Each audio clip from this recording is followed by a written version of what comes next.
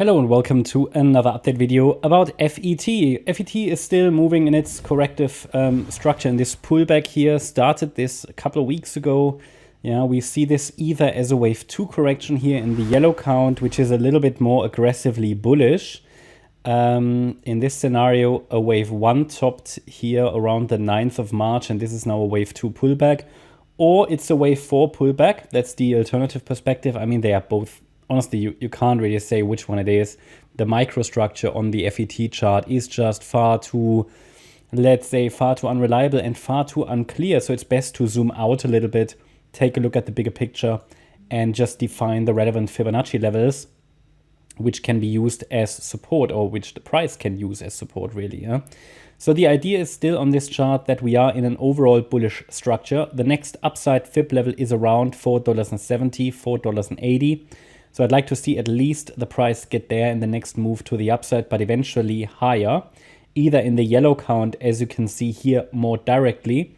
That is a more direct impulse to the upside. Wave 1 up, wave 2 down, wave 3 up, wave 4 down, wave 4 up. And in the third wave, this here is the 1-2 setup, and we should move up like that. But in that case, the $1.62 level really needs to hold. Any sustained break below $1.62 makes this yellow count far less likely, because it would come down too much for a wave 2 pullback. Yeah? Whereas in the white count, which I find a little bit more realistic, it's not that aggressively bullish, but it's also bullish, and we could see a move up in a wave 5 of 3, then get another wave 4 down and a wave 5 to the upside of the larger degree. Ultimately, they are both bullish structures, and we need to just be observing. We need to be observing the relevant support levels there, yeah. And the support levels for the yellow count are between $1.62 and $2.27.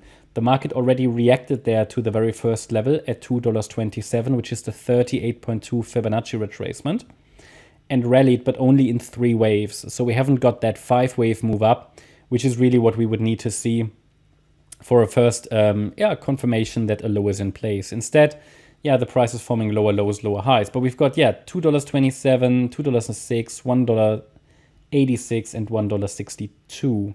That's for the yellow count. And for the orange one, we have an additional level below at $1.28.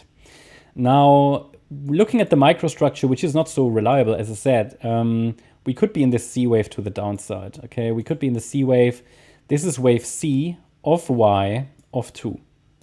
So basically the idea would be, and that's the best micro count I can offer you, that in this decline, it looks like a complex correction. So we're forming a W, X, Y structure. We're basically in the Y wave, and the Y wave consists of an A, B, C structure. And with this information, I can give you a target for the C wave. It involves taking the length of the A wave. We go to the high of the B wave, and then we can calculate a target of wave C. And that pretty much is around the $2.05 level. So we've got additional levels there at $2.06 and $2.07 already. So there's good Fibonacci confluence around $2.05, $2.06. That obviously, requires a continuation of this local downtrend now. In addition to that, we can use the length of the wave W. We go to the high of the X wave and see if we can find additional levels. I mean, here, another level that we can come up with is $2.14 and then $1.93. But they don't look that reliable, because the 1.236 extension at 214 is basically where the previous A wave landed. So ideally we go below that, and then we have already the $2.06 level, and then $1.93 could still be relevant as well. So no need for this correction to finish at $2.06, but it's just an additional level of interest to watch.